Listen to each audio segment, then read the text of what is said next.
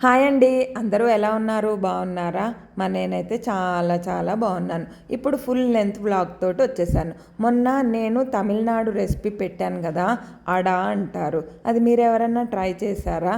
ఇప్పుడు నేను నైట్స్ ఎక్కువగా కార్తీక మాసం అనే కాదు, ఇంట్లో చాలా మటుకు కూడా నైట్స్ డిన్నర్లోకి మేము అన్నము కానీ పులిహారలు కానీ కొబ్బరన్నం కానీ తినము. ఎప్పుడన్నా తింటే రేరుగా తింటాం. అది కూడా 6 నెలలకో 8 నెలలకో ఒకసారి, సంవత్సరానికి కూడా మీరు లెక్కేసుకోవచ్చు. ఇంకా ఆల్మోస్ట్ చపాతీ, పూరి, ఇడ్లీ ఇలాంటివి ట్రై చేస్తాం. పెసరట్టు కూడా ఇంట్లో ఎక్కువ తినరు, అయినా కూడా నానబెట్టాను. ఇప్పుడు పెసరట్టు ఎలా చేసుకోవాలి అనే ప్రాసెస్లోకి వెళ్ళిపోదాం.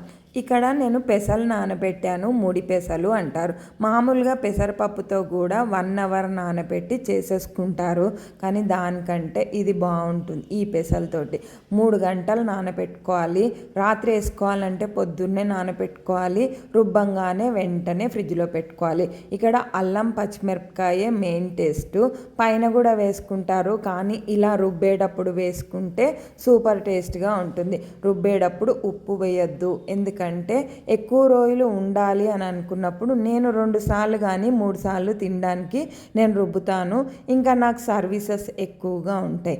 ఇంకా ఇప్పుడు నేను కొంచెం వేడి నీళ్ళు తాగుదామని చెప్పి హెర్బల్ లైఫ్ వాడతాను కదా, ఫ్రెష్ తాగుతున్నాను. ఇక్కడ ఇలాచీ ఫ్లేవర్, ఇందులో 7 ఫ్లేవర్స్ ఉంటాయి.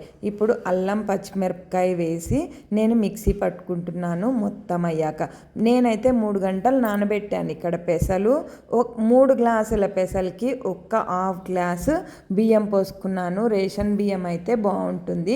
ఇక్కడ నేను నార్మల్ సోనా మసూరి బియ్యమే పోసాను. గ్రైండర్లో వేసుకున్నా బాగుంటుంది, మిక్సీలో వేసుకున్నా కూడా బాగుంటుంది. ఇక్కడ మనం రుబ్బే విధానంలో కొంచెం చల్లటి నీళ్ళు కలిపితే పెసరట్టు బాగా నలుగుతుంది. బరకగా ఉండొద్దు, చాలా మెత్తగా ఉండాలి. ఇక్కడ రుబ్బడం అంతా అయిపోయింది. ఇంకా మిక్సీ కడిగేటప్పుడు 1 గ్లాస్ వాటర్ అయితే కడిగి వాటర్ పోసాను. చాలా గట్టిగా రుబ్బాను, మెత్తగా కూడా రుబ్బాను. ఇక్కడ నేను రాత్రి వేయలేదు. ఇప్పుడు పెసరట్టు వేసే ప్రాసెస్ కూడా చూపిస్తాను. ఎంత కావాలంటే అంత పక్కకి తీసుకొని ఉప్పు కలుపుతా. ఈ పిండనే కాదు, ఏ పిండికైనా ఉప్పు కలపద్దు. ఉప్పు కలిపితే ఎక్కువ రోజులు ఉండదు, టేస్ట్ కూడా మారిపోతుంది.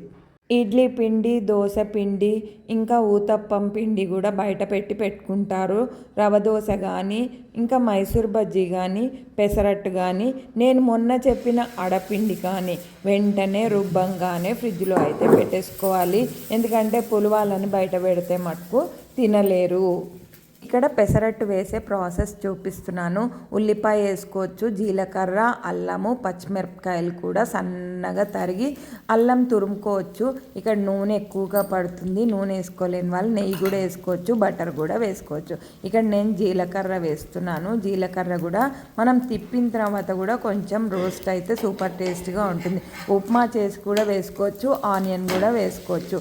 ఆనియన్ వేయను, అల్లం పచ్చిమిరపకాయ కూడా వేయలేదు, కానీ పెసరట్టు అయితే సూపర్ టేస్ట్గా ఉంది. నేను కొంచెం లావుగా వేసాను, నాకు కరకరలాడుతూ ఉంటే నాకు తినబుద్ధి కాదు. ఇక్కడ కార్తీక మాసం కదా, అందుకనే ఆనియన్స్ వేయలేదు. పెసరట్టు మటుకు సూపర్ టేస్ట్గా ఉంది. నేను చింతకాయ పచ్చడిలో తిన్నాను.